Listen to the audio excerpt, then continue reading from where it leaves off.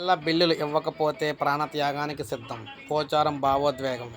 పెండింగ్లో ఉన్న 2 పడకల ఇళ్ల బిల్లును కాంగ్రెస్ ప్రభుత్వం ఇవ్వకపోతే తాను ప్రాణత్యాగం చేయడానికి సిద్ధంగా ఉన్నానని శాసనసభ మాజీ స్పీకర్ బాన్స్వాడ బారాస ఎమ్మెల్యే శ్రీనివాసరెడ్డి భావోద్వేగానికి గురయ్యారు. లోక్సభ ఎన్నికల ప్రచారంలో భాగంగా నిజామాబాద్ జిల్లా పోతంగల్, అదేవిధంగా కోటగిరి మండలాల్లో రోడ్ షో, కార్నర్ సమావేశంలో జహీరాబాద్ బారాస అభ్యర్థి గాలి అనిల్ కుమార్తో కలిసి ఆయన పాల్గొన్నారన్నమాట.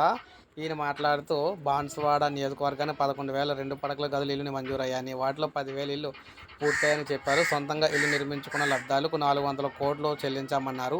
1000 మందికి 26.5 కోట్ల బిల్లు చెల్లించాల్సి ఉందని కూడా చెప్పారు. ప్రభుత్వం మారిన తర్వాత పెండింగ్లో ఉన్న ఈ బిల్లు ఇవ్వాలని మంత్రి పొంగులేటి శ్రీనివాసరెడ్డిని కోరగా ఆయన అంగీకరించారన్నారు. కానీ కాంగ్రెస్ స్థానిక నాయకులు మంత్రితో చెప్పి బిల్లులు రాకుండా అడ్డుపడుతున్నారని, తనను నమ్ముకుని పేదవాళ్ళు అప్పు చేసి ఇల్లు కట్టుకున్నారని, వారి బాధ చూడలేకపోతున్నానని అన్నారు. లోక్సభ ఎన్నికల్లో బిల్లులు రాకపోతే ఎన్నికల తర్వాత లబ్ధిదారులతో పాటు తన కుటుంబ సభ్యులతో కలిసి కలెక్టర్ కార్యాలయం వద్ద ధర్నా చేస్తానని చెప్పి ఆయన చెప్పడం జరిగింది. సో ఈ విధంగా ఎట్టి పరిస్థితుల్లో డబుల్ బెడ్రూమ్ ఇళ్ళకి సంబంధించి బిల్లులు అయితే కంప్లీట్ అయితే చేయాలని చెప్పేసి కోరుతున్నారన్నమాట. సో ఇది మనకి లేటెస్ట్ అప్డేటు.